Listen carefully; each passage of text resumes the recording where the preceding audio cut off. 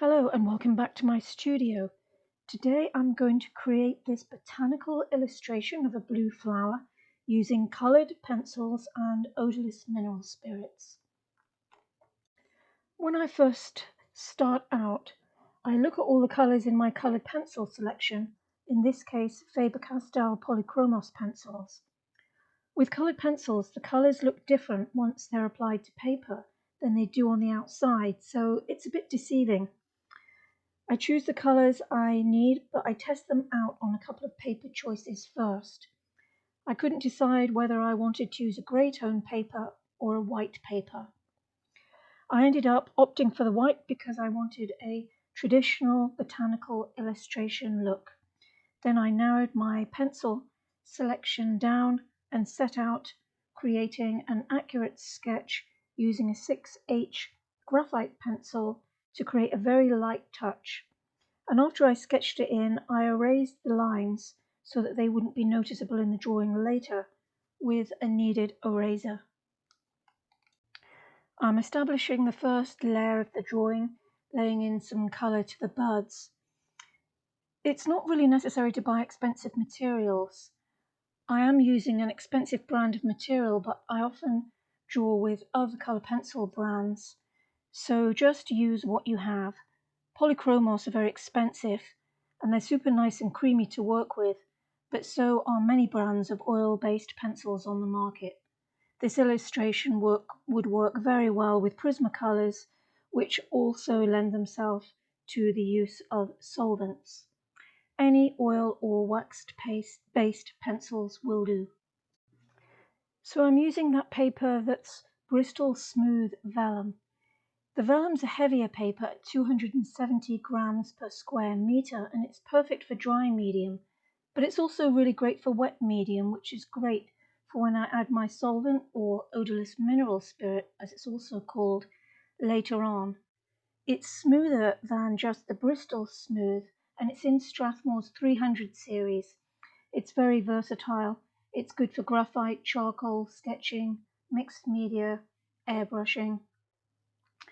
So this is the first layer of the drawing.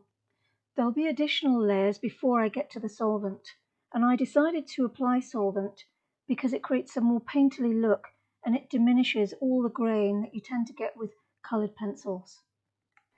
When I'm using coloured pencils, I like to use a Prismacolor sharpener because it's already designed for coloured pencils and the point is sharp enough to get into all the peaks and valleys on the surface of the paper and create fine, nice lines.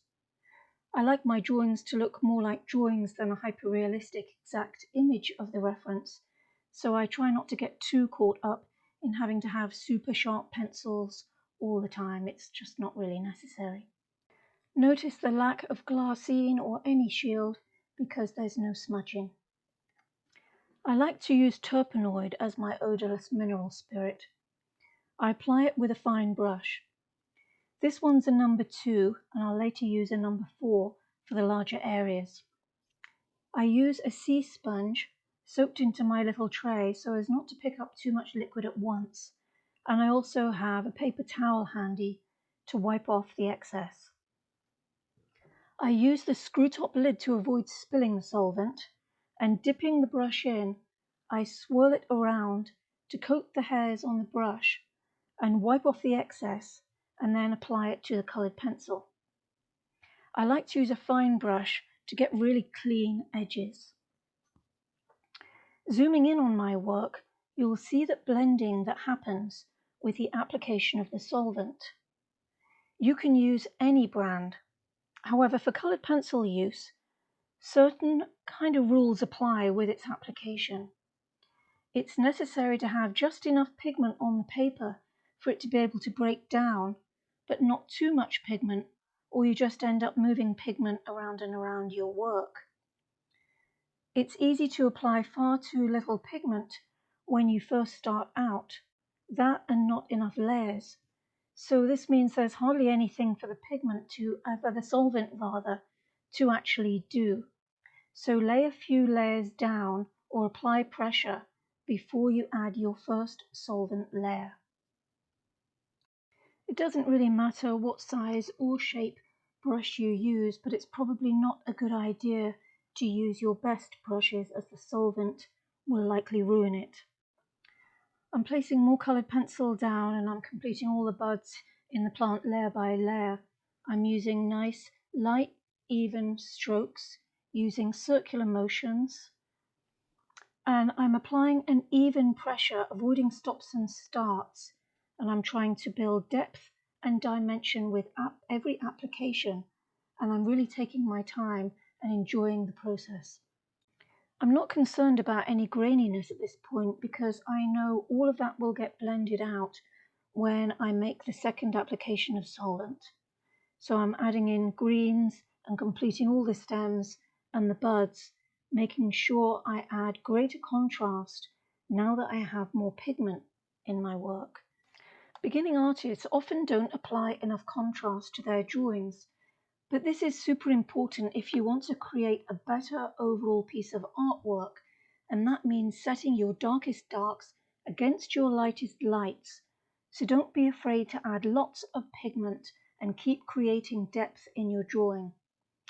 Notice I'm now applying more pressure than when I first began my layers, and this is much easier with using the Bristol Smooth Vellum, which is a really great paper for coloured pencils. It accepts lots and lots of layers and is a joy to work with.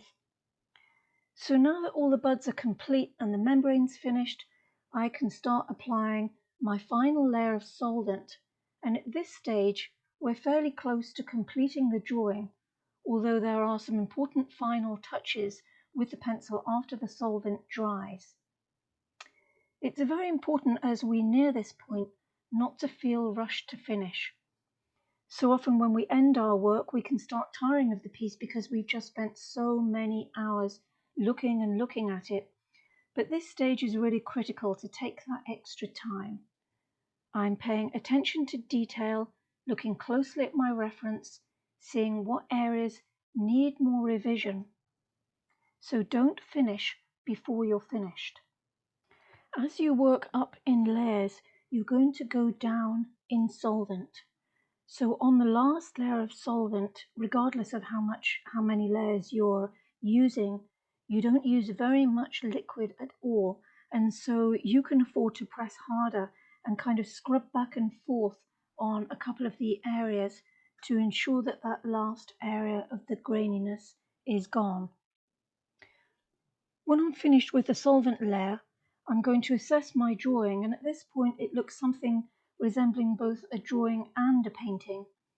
And I refine any final touches, and I start cleaning up some of the edges.